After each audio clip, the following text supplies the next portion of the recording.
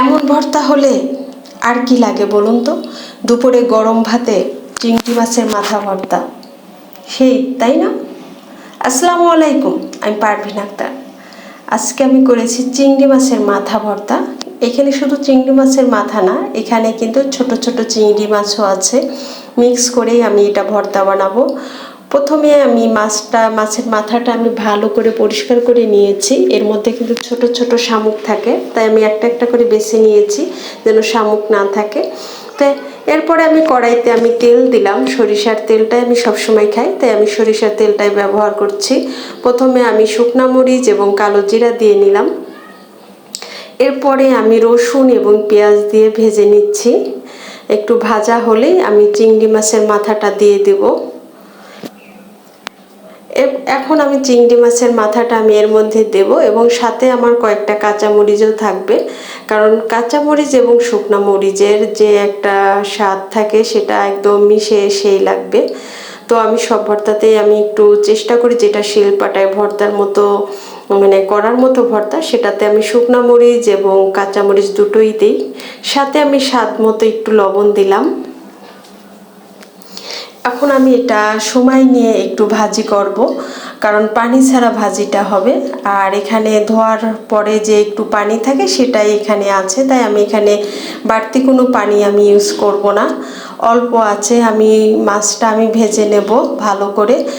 আর যত টাইম পানিটা না শুকায় তত টাইম আমি চেষ্টা করব অল্প অল্প আছে মাছটা ভাজি করতে, যেন পানি না থাকে। তাই আমি একটু সময় নিয়েই আমি ভাজি করছি আর ঢেকে ঢেকে করছি যেন সিদ্ধ হয় ভালো মতো, কোনো গন্ধ যেন না থাকে। তো এখন ভাজি আমার পানি প্রায় শুকিয়ে গেছে, এখন পানি নেই। এখন আমি নামিয়ে ফেলবো এবং ঠান্ডা করে এরপরে আমি শিলপাটায় আমি বেটে নেব। আর এই মাছের ভর্তাটা ব্লেন্ডারেও ভালো লাগবে না, এটা শিলপাটায় করলে বেশি ভালো লাগবে, একটা আঠালো আঠালো ভাব আসবে। তো যারা এই ভর্তাটা এখনও করে খাননি বা করেছেন, যারা করে খান তাদের ধন্যবাদ, যারা এখনও করেননি এইভাবে ট্রাই করে দেখবেন, অনেক মজা। তো আমি কিন্তু চিংড়ি মাছ নিয়ে আসলে কখনোই মাথাগুলো আমি ফেলে দিই না, আমি এইভাবে সংরক্ষণ করে রাখি। আর সময় বুঝে যখন দেখা যায় যে একটু হাতে সময় আছে তখন বেছে তারপরে আমি এইভাবে ভর্তা বানাই। আর ভর্তা এই শিলপাটায় ভর্তা করার সময় আমি কয়েকটা বার বেটেছি, কারণ মাথাটা একটু মিহি হতে সময় লাগে। তো এখন আমি 4-5 বার বাটার পরে আমি এটা উঠিয়ে রাখবো, কারণ এখানে হালকা হালকা মাথার যে খোসাটা দেখা যাবে, এটা আর মিহি করা সম্ভব না, কারণ অনেকবার ট্রাই করা হয়েছে।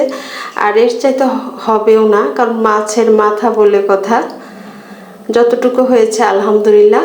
এমন ভর্তা কিন্তু আমি প্রায় সময় করে থাকি, অনেক মজা।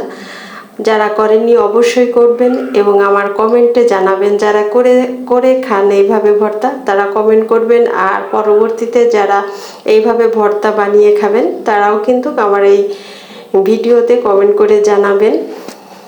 আর আমার পাশে থাকবেন, আমার পেজটাতে ফলো দিবেন, কমেন্ট করবেন সুন্দর সুন্দর। সবার ভিডিও আমিও দেখে আসব। সবাইকে ধন্যবাদ। আল্লাহ হাফেজ।